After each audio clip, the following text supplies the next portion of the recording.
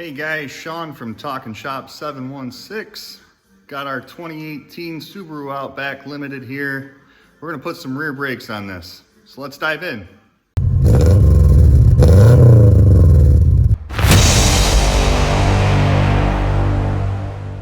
Pretty simple loadout on tools today, guys. Got our impact with our 19mm, 3/4 works the same. Flathead Screwdriver, 3/8 ratchet, 7mm hex head, 14mm socket.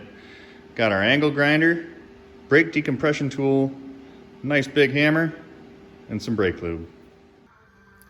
Well, let's get the obvious thing out of the way. The wheel's off.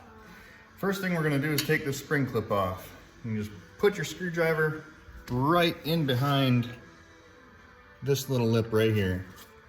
Just pry out. Just wiggle it, pry. From there, you can just take it back and forth, especially if you're in the rust belt. Take your time. Out it comes. Okay, that's the easy part. Dive it into the back side. You've got some caps here. You just pry them off with your thumb. Real easy. Use a screwdriver if you have to. No big deal.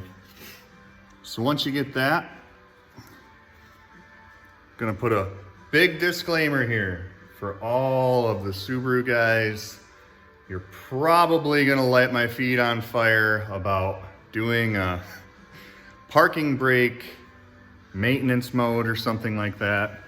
I've done a lot of these and I know it seems stupid, but you know what? Just unplug the parking brake actuator.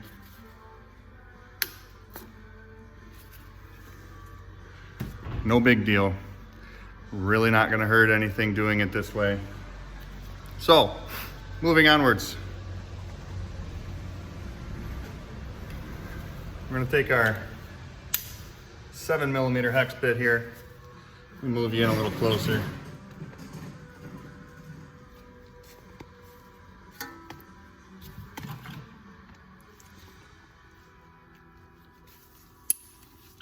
Got this top side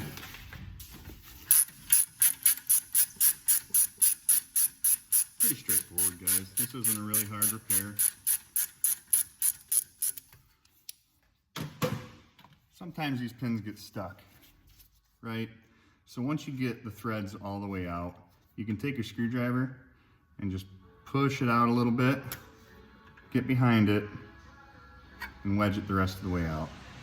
Don't go up against the threads. Please don't damage those threads because you are gonna have a heck of a time getting it back together. You're gonna be cussing yourself out. It's not gonna be a fun time.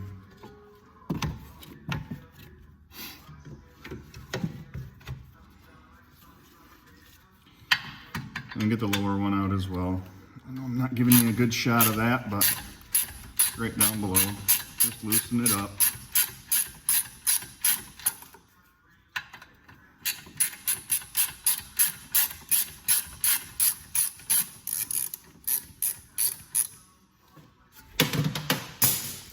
And same thing on that one, guys. Once you get that pin basically out, you can put your screwdriver up in against the back side of that, push that out, and get them behind the threads, right?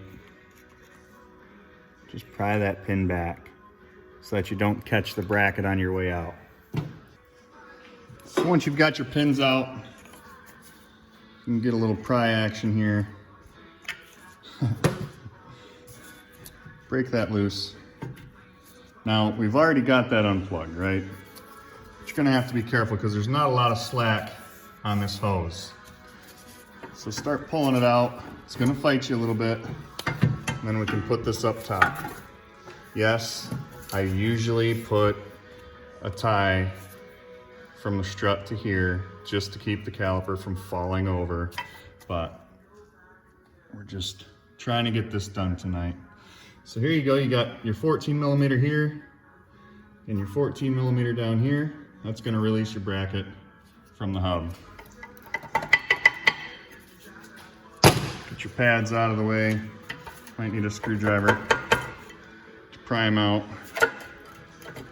Rust belt brakes are always a fun job.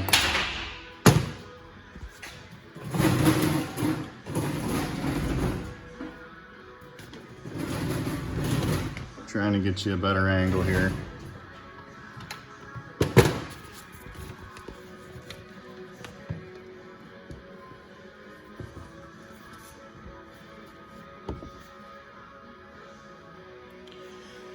All right. So what did I say? 14 millimeter? Let's test that theory. Indeed. 14 millimeter.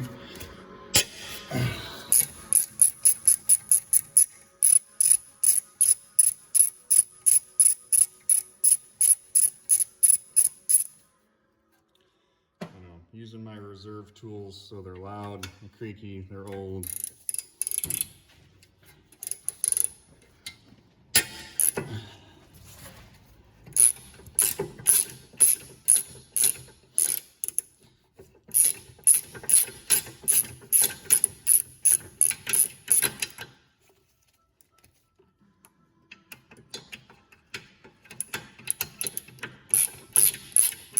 Usually I would have my electric ratchet doing something like this, but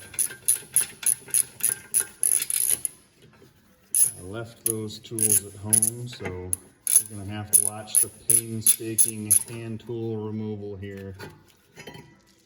All right. And once again, rust belt brakes are never so fun.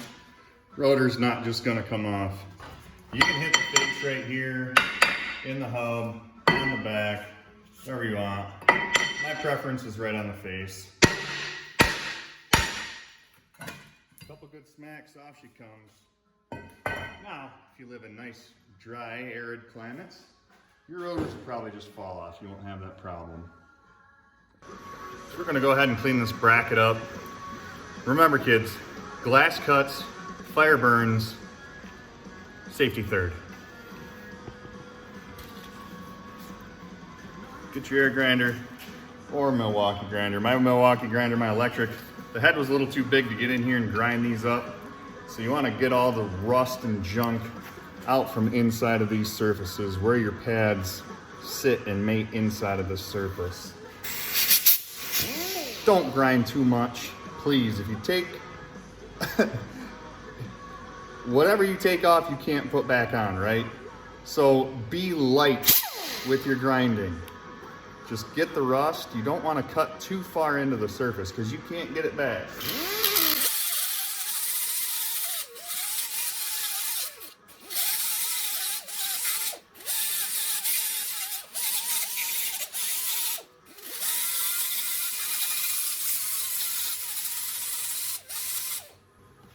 All right, so we've got our clean surface here.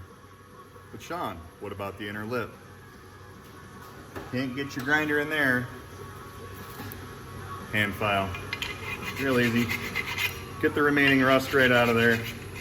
Clean it up. Bevel that lip so you don't have a sharp edge grinding into the pad so it doesn't seize up.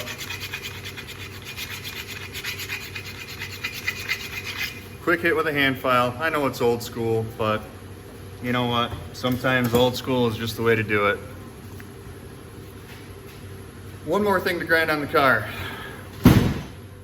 One more important step that a lot of people miss is the pads actually have a touch point on the caliper right here on both sides. So you can see on this old pad, this top wing, that actually makes contact with the outside of the caliper.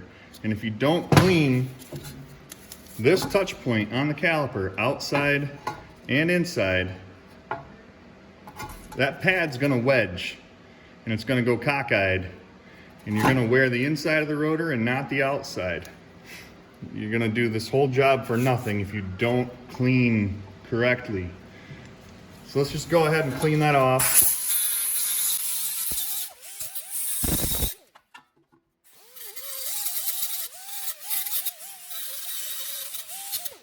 Remember, light passes, don't take too much. We just need a nice clean surface. And before you forget, take a little bit of that brake lube and lube that up. Not only does that protect it from rust reforming, that's gonna help that pad glide across the top face of that caliper there. So that'll alleviate any sticking that we're gonna have there. Also, while we're here, let's turn this caliper in.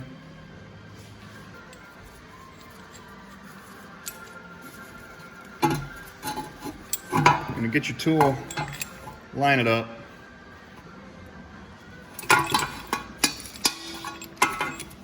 Line your pins up with the holes in the caliper face there, in the piston face.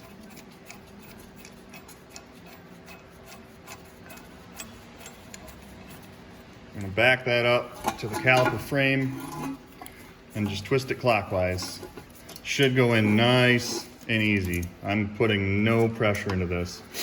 Now right there, it just hit a stop point. I can't go any farther, right? But the caliper's not all the way in. So if you got some muscle, just push, squeeze it. And that's gonna decompress the caliper the rest of the way. So that mechanism just needs to wind. Once it's wound, you can decompress it the rest of the way just by muscle. Also, if you've got a little time and you just want to do it right, take these pins out.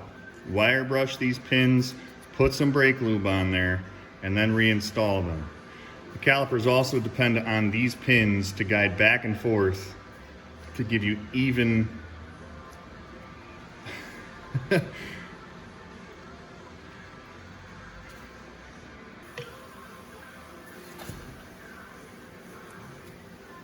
So we got our caliper pins cleaned up, lubed up, put them in their staging position.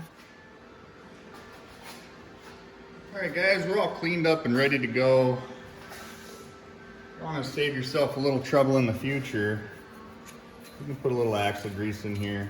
Keep your rotor from freezing to your hub. I mean, if you want to use Never Seas and turn everything a nice silver color and get it all over everything you own and look like a spaceman when you're done, by all means, go ahead. I prefer axle grease.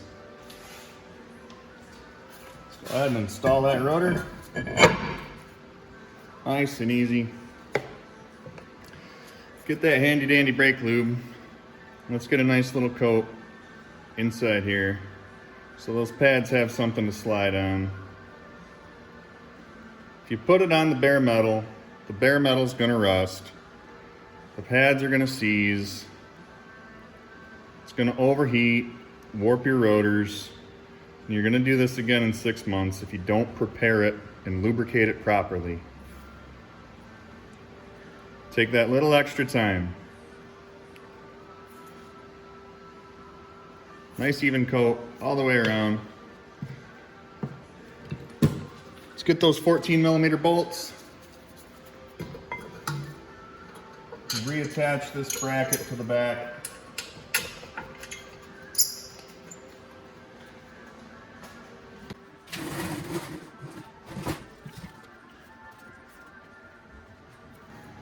Yet again with our handy dandy ratchet here. In the next video I make, I'll make sure that I have my electric tools to make sure things go a little smoother and a little quicker for you. So you don't have to listen to the annoying ratchet here. Although, not everybody has electric tools.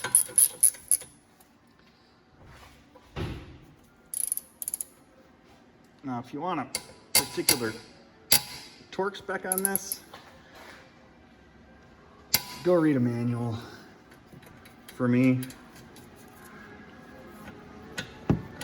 you want it nice and tight, not just snug. Get it snug and give it a little extra.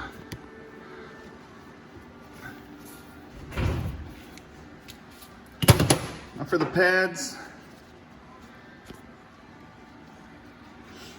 remember I talked about that one that's got the wing sticking out.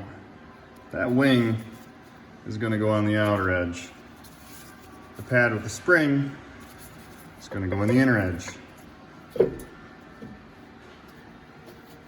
Now we can take our caliper, slide it back down into position.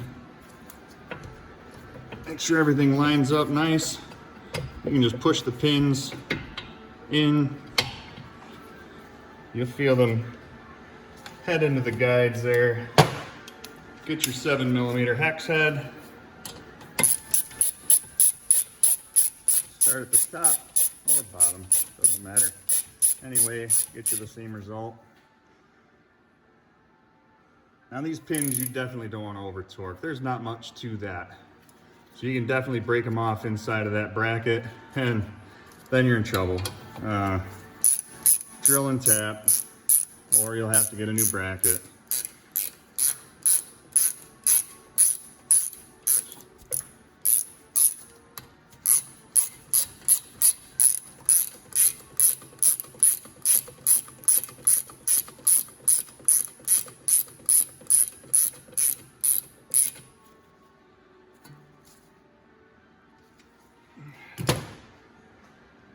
So the pads do typically come with new hardware, and hardware in this case just means spring clips. And for you fellas up in the rust belt, take some of that brake lube or gear lube, whatever, axle grease, put a little dab on there, because these are notorious for rusting inside. This part gets a little tricky. I usually start with the top one, get it in place, get that bottom one right there into the hole. And I hold that as I wedge the wing over. And there. That's as easy as it gets, guys. Don't forget, let's plug our e-brake back in. Make sure you push nice and hard until you hear that click. A nice full-seated click. And you got your plugs. Don't forget the plugs either. Keep the moisture from getting inside those pins, leading to corrosion. Corrosion leads to stickiness. Stickiness leads to overheating. So that basically wraps it up on this 2018 Outback rear brakes. Driver side is just the same as the passenger side as I showed you. Just follow the same process, get it done. Now I'm going to show you inside that just unplugging them, turning them in by hand, it's not going to cause you any issues. I'd say I promise. But if something happens, you could point the finger at me. So before anybody yells at me or leaves me nasty grams in the comment sections for unplugging the calipers, I have not started the vehicle yet. I'm going to pump the brakes up and start the car and show you.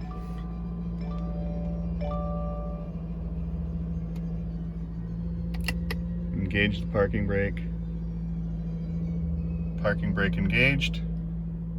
Disengage the parking brake. We're all set.